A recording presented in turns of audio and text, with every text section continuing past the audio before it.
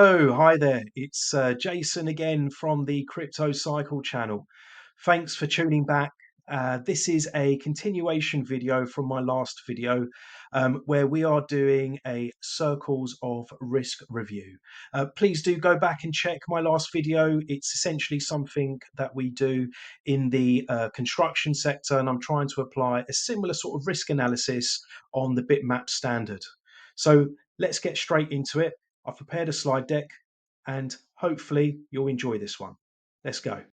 If you watched my last video, you'll recall that the first circle of risk review we done was on if the bitmap standard was credible, essentially, and if there were any real sort of concerns we should have about that standard. We did get to the end of it, and thankfully I convinced myself and hopefully convinced yourselves that the bitmap standard is something here that should stay and technically shouldn't have much threat from any other external factors trying to almost like impersonate the bitmap standard and what it stands for. So the next one we're going to review um, is the how secure is the bitmap inscription. Talking to some in the space, some have sort of questioned about this inscription. You know, how secure is it? How safe is it? You know, can I lose it?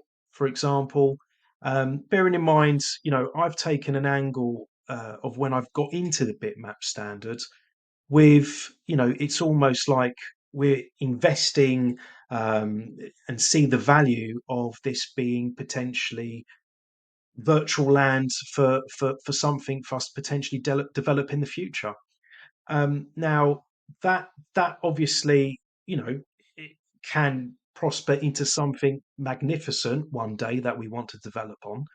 And the last thing we want is this inscription that we've been able to obtain to just disappear, for us to lose it, and any hope of trying to do something with this bitmap potentially could be lost. So that's what we're going to look at today, and we're going to understand essentially where it is saved in this, you know, world of Bitcoin blockchain, and see if we should have any concerns, and ultimately how safe is it, you know, with this bitmap inscription that we hold essentially, and do we need to either put some extra precautions in of how to safeguard it, etc.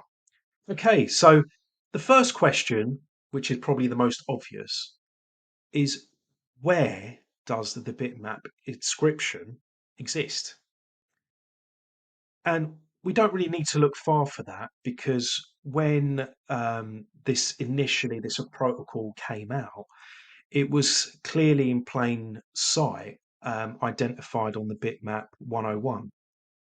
So I've put an extract on the slide, which we're going to read the paragraph, and we can just draw out exactly where it is. Again, not making it up; it's all there.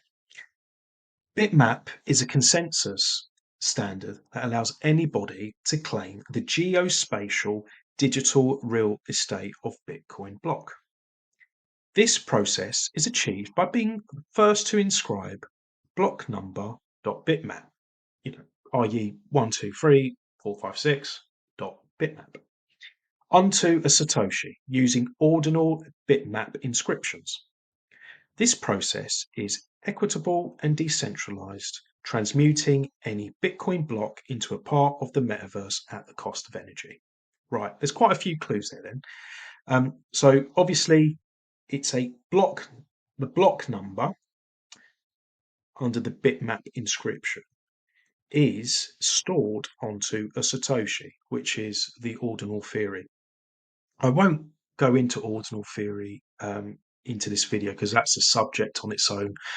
There's a lot of videos and great websites out there that can explain it in more detail, etc.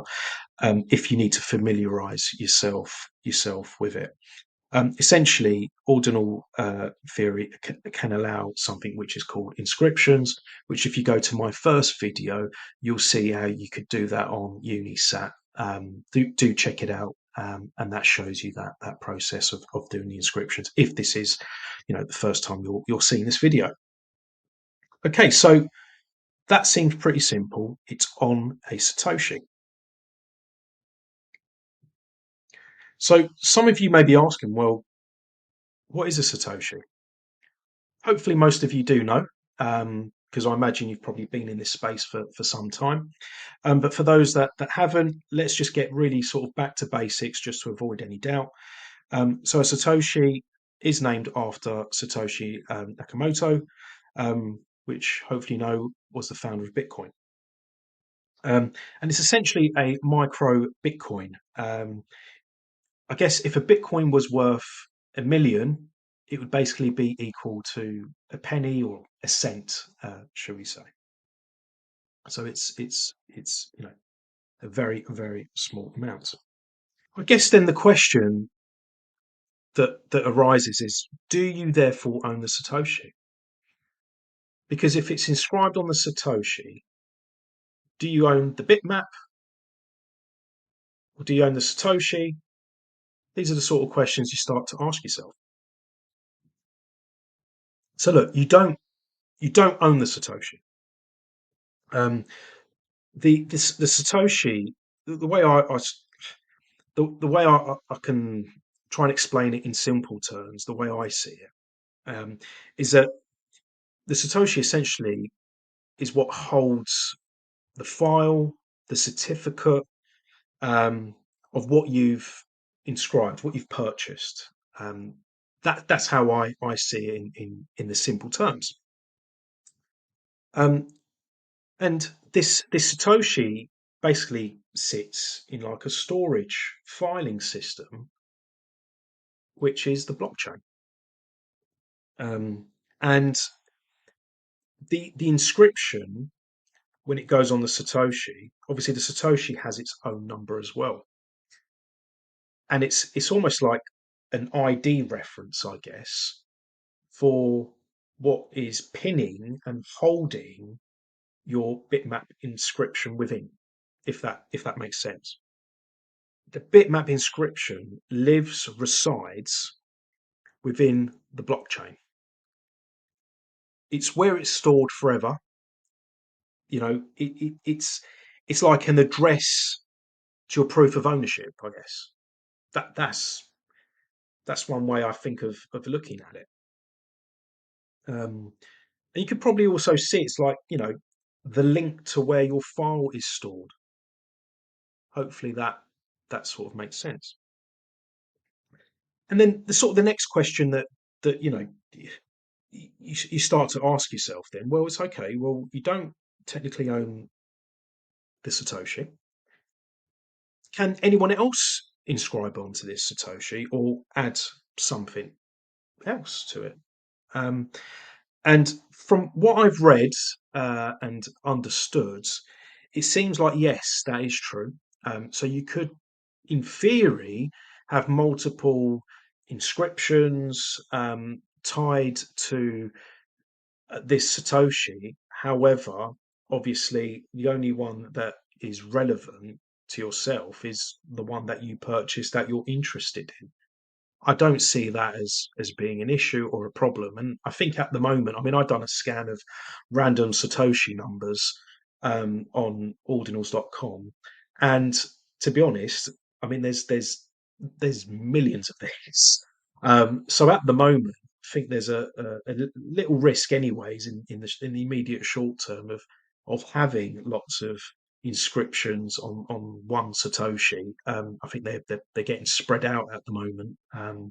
But again, even if it was, again, it doesn't seem like that should be an issue or anything to be concerned about.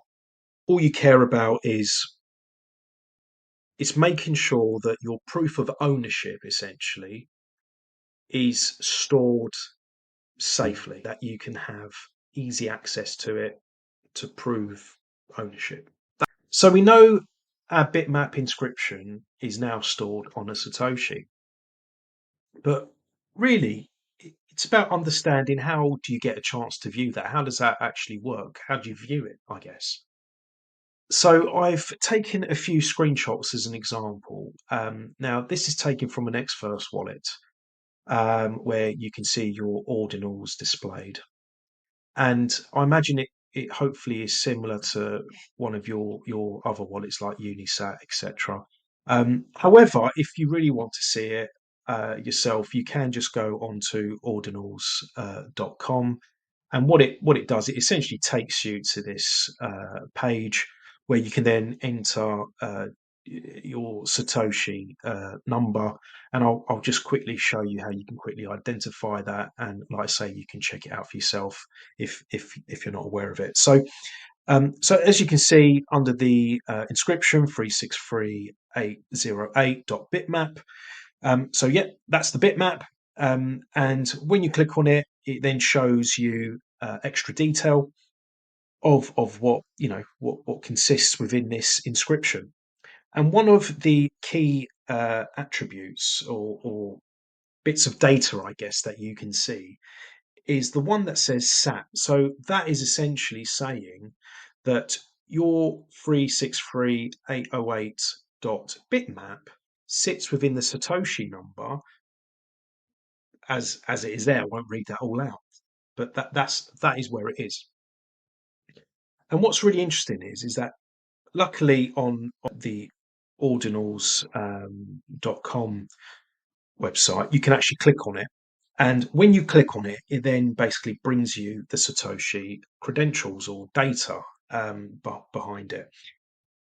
And what I find really fascinating is the amount of information it provides you. So, like I say, this is your Satoshi that you know your bitmap is linked to. And it then tells you that your Satoshi actually resides within a previous mined block, which is 79055. So you know that your Satoshi, which holds your bitmap, sits within this block, 79055 in this instance, which I find really cool. And like I say, this was time stamped as well, which gives you some information back in 2010, which I think is pretty cool. And ultimately, at the bottom, this is what we really care about: is that you can see that the same bitmap reference, as in the inscription or under the inscription, 363.808, is appended. It's there. It's locked in. And I think that's really really fantastic. That the whole trail is quite clearly there. So I think it's a really good sort of due diligence exercise that anyone should do to ensure that the inscription process has actually happened correctly. I think that's really really important. And just remember, the Satoshi sits within a block within the blockchain. Okay, the Satoshi sits within a block that sits within the blockchain. Just remember that. That is, ultimate security at the end of the day. You know that your bitmap is really, really safe. And like I say, it shares essentially the same credentials as your Bitcoin. It's there, it's saved, it's stored. Um, there are some other information here. Some people are really sort of into the, how rare is the Satoshi, etc. However, like I said, you don't own the Satoshi, so I'm not going to focus too much on that. But if you are interested in it, there's other videos, other websites, and they go into, like, uncommon Sats and the rarity of your Sats, which some people are really fascinated in that. It's essentially its own subject. So yeah, look, that's in principle how it works. And then I've probably answered this already, but the other question that I've had is, well, can the Satoshi move from the block? Um, can you lose it? And again, the answer the answer is no. Uh, so, bearing all that in mind, um, it's quite a nice sort of clean trail there of how you can see where your bitmap inscription is essentially stored in the blockchain for full transparency, ultimately. And I do think that's really, really neat. So I guess if you really think about it, the Satoshi is is almost like holding, your address, your zip code of what you hold, what is in your ownership, which I think is really, really fascinating. And it almost becomes like the credible source to prove your ownership of the bitmap because it sits within a Satoshi within the blockchain. Now, something that obviously is really important to bear in mind is the Satoshi doesn't timestamp when you um, inscribed that bitmap. You then need to go back to the bitmap inscription as it shows on the screen, which then shows you the credentials of that bitmap inscription, which is then really key for indexers to use again to assist in proving that you are the sole and the first to inscribe, if you remember from the bitmap 101, to be the true owner of that bitmap. You really need to remember that no one can tamper with this. You can't lose it. It's essentially there on the Bitcoin network, on the blockchain forever. You've created history, essentially. You can go in 10 years, 20, 30 years' time, it will still be there. And, again, I just find that absolutely, absolutely fantastic. I think what's really fascinating is how this can resonate with the physical world as well. And it's essentially the digital version, or online version, blockchain version, whatever you want to call it. Let's call it the metaverse version of how you can prove, this is essentially the true source. And remember, it's global. This isn't centralized to a particular country. This is totally decentralized, and it is available to view from anywhere around the world. So if you just compare it to, say, like here in the UK, and I hope it's similar to, whichever part of the world you're from, if it's the States, etc. This is like the equivalent of a title deed, essentially. So if I wanted to get a copy of my title deed, I would go on something here in the UK that we call the Land Registry, which is an online portal system. You'd enter your details, etc., of your property and what your interest in the property is, your address, your details, blah, blah, blah.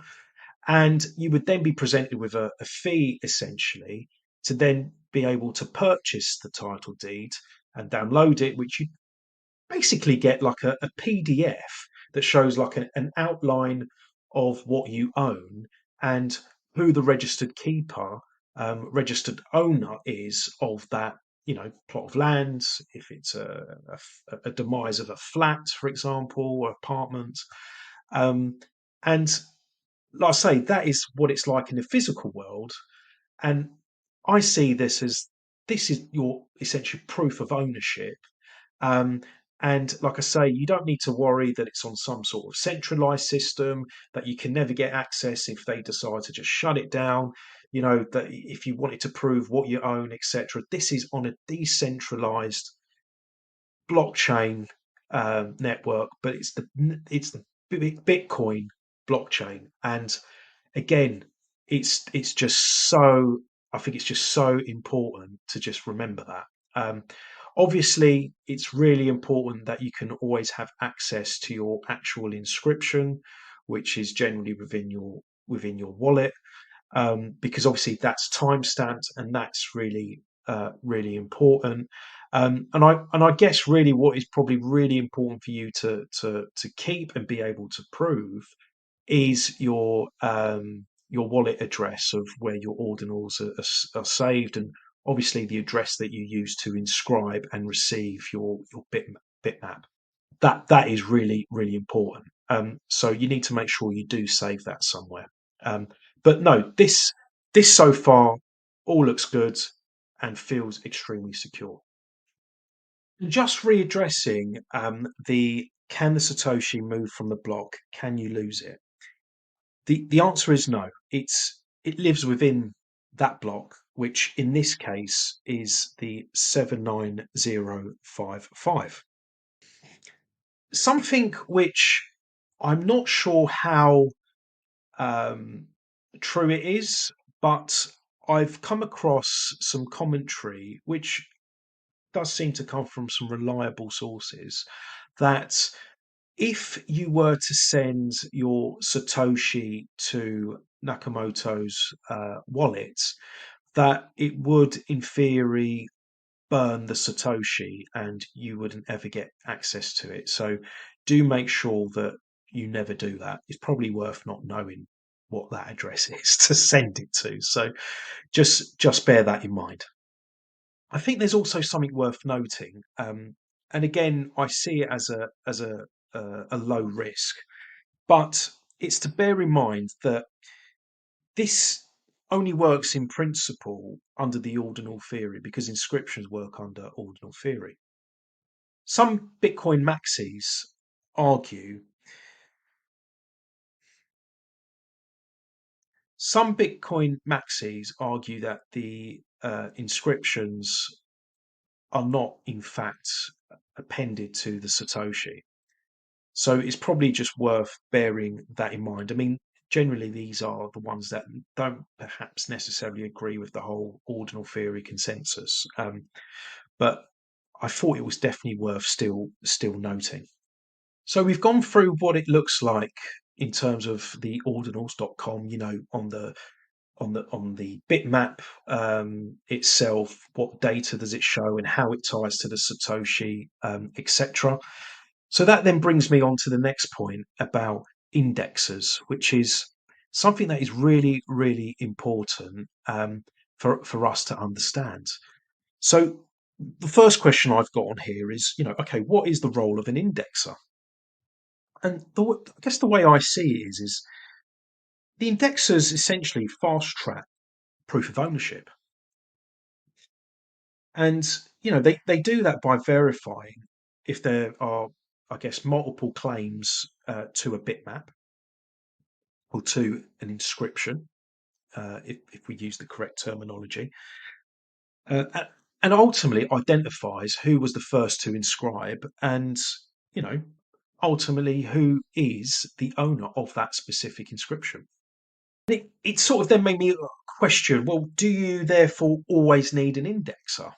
Um, I think for this purpose, yes, you do, because you want someone to, as a third party, to verify that you are the proof of the actual owner of that inscription and bitmap. Um, but I guess if you were to really sort of do this in simple terms, and the argument was, well, okay, if you didn't have an indexer, like, okay, let's say no, you don't need an indexer. I guess in theory, like really, really simple terms, you could sit around the table. Let's just say there's all these indexer um, companies or indexer firms, whatever providers, whatever you want to call them, go into sort of liquidation, they go bust or whatever it is, and there's no indexer left. Now that would be an absolute nightmare. Uh, I, I won't. I definitely see that as a real issue. But I guess in theory, with what we looked at before, with the ordinals um, .com inscription data, with the Satoshi data that shows the bitmaps appended to it, those two documents, or those two pieces of information, with obviously linking your ordinals address, you could, in theory, perhaps just between that, debate it with anybody else who's also trying to claim ownership of that block. So you could, look at that key information and decipher that actually, no, I am the owner because I inscribed it on this day and at this time. So again, I think just going back to that sort of core principle, even without an indexer, you've got that really important information that will always prove.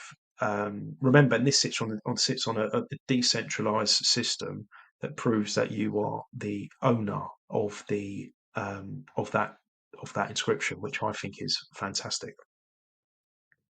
I think just going a little bit further, sort of down the rabbit hole, shall we say, trying to understand again, like just making sure from a belt and braces perspective that ultimately no one can tamper with this inscription that we've done because we don't want to lose it, because that would be a disaster, because we believe in this potential metaverse that can occur, and we want to be the owners, landlords, whatever it is. That's ultimately what we see at the moment, isn't it? If you're following it for the metaverse, obviously. So I've got this next question, which is: if the inscription is then appended to a Satoshi under Ordinal's theory, does this mean that someone can remove the text in future from the Satoshi? So from the sources that I came across, I believe that in theory, yes. However, it's unlikely. So it's important, I think, to recognise that. And it's through something called pruning. In basic terms, you say, well, okay, why? Why is that? It's because the inscription script is an ordinal. So it's important to know that. And like I say, I don't want to go into ordinals in this video, but it's definitely worth you checking that out. And I think this thing about pruning is extremely important. So you may be asking me, well, what is pruning? And in Bitcoin, data pruning essentially refers to a process of removing like old data, um, or unnecessary data from the blockchain to essentially reduce, you know, the size and storage requirements. You may be thinking, well, that sounds like a risk. That doesn't sound good. That sounds like a concern. But I see it perhaps slightly different, because again, from reading into this, there's a statement that I'm going to read out, and I think it probably puts it into context why I'm not concerned about it. And basically, it goes something on the lines of: the decision to prune or not to prune the blockchain data is determined by the protocol and the individual node operators. And then it goes on to say, currently, Bitcoin does not support full data pruning as part of its official protocol, meaning all nodes in the network are expected to store the entire blockchain history. So, in simple terms, the way I've understood it is, I guess, for pruning to remove your bitmap, um, your bitmap inscription, it would essentially require for everyone operating a node to remove the data, to discard it, to basically remove it, and that would be the only way that throughout the entire network that it would disappear. Which again, I just can't ever see that happening. You may have it locally with some operators of certain nodes, but not as a system. So I think it's very very unlikely, and to me that remains as a low risk. Um, and ultimately, it's not a decentralized etiquette, which I think is important and definitely worth bearing in mind. So again, from a risk analysis perspective, that feels extremely low. And something that I've come across, and it was actually mentioned to me by someone a while back, um, that the SRC 20 apparently deals with pruning, and removes it. Now, I don't know if there's a way to migrate it in the future to that, to absolutely eradicate that as an issue, as a risk to remove pruning. But like I say, it's I guess up to the community, and what Satoshi Blokamoto wants to do with that. So, like I say, risk profile conclusion on that in terms of pruning is, well, if it requires everyone to prune, which is very unlikely, and not a decentralized etiquette, then the risk is low, not a concern. But I just thought it was definitely worth mentioning, so you are aware of it. This really brings me to the end of this circle of risk review in terms of how secure is the bitmap inscription. And I just wanted to understand if there was, anything else out there that you could do to also provide extra security to your inscription. And yes, there is. I've got it there, some examples where it seems that both Ledger and Trezor provide ordinal storage support. So it may be worth, looking into that if you're concerned about it, sitting in one of your, if it's Xverse wallet or Unisat wallet. You may want to take it offline and have one of these sort of external drives that you can, or ledgers that you can keep it in, for added security. So, it's probably something worth bearing in mind. To recap, we've done a high level review of basically how secure is the inscriptions that we've undertaken for bitmap, and really making sure that we're not going to lose ownership of those inscriptions overnight, which I think is really important for us all to know. So, again, from a sort of sound investment perspective, we know that what we've inscribed and secured for ourselves under the bitmap inscription, isn't going to be running away anywhere. I think that's safe to say. That ultimately concludes this video and the circle of risk that we had for how secure is the bitmap inscription. For me, passes. Ultimately, I don't see any concerns for where our inscription is stored. So we know that we can be proud owners of these inscriptions in the next 5, 10 years, next few decades, however long you're planning to hold on to them, even if it's something you're looking to pass down to your family relative, etc. So again, that gets the thumbs up. I think that's absolutely fantastic. Just as a bit of a teaser, or to sort of preempt what my next video is going to be about, we're going to look at the use case for bitmap. So we'll be looking at various things. I won't give any spoilers about it. Obviously, one of them will be the metaverse, because that's what's been spoken about and what highly resonates with a lot of us. But it's going to be looking at how likely, what potential projects and what use cases this really can have, to establish again, is this still something that's really worthwhile, spending time looking at, potentially investing or holding on to as an investment? Because again, it is something that needs to be fully considered. So that brings it to the end of the video. I just wanted to say thank you for watching and for tuning in. I hope you liked it. Please don't forget to like and subscribe the video. Please share the video. It just really helps me understand if this is content that you thoroughly enjoy. And I'm really looking forward to the next one. So see you then.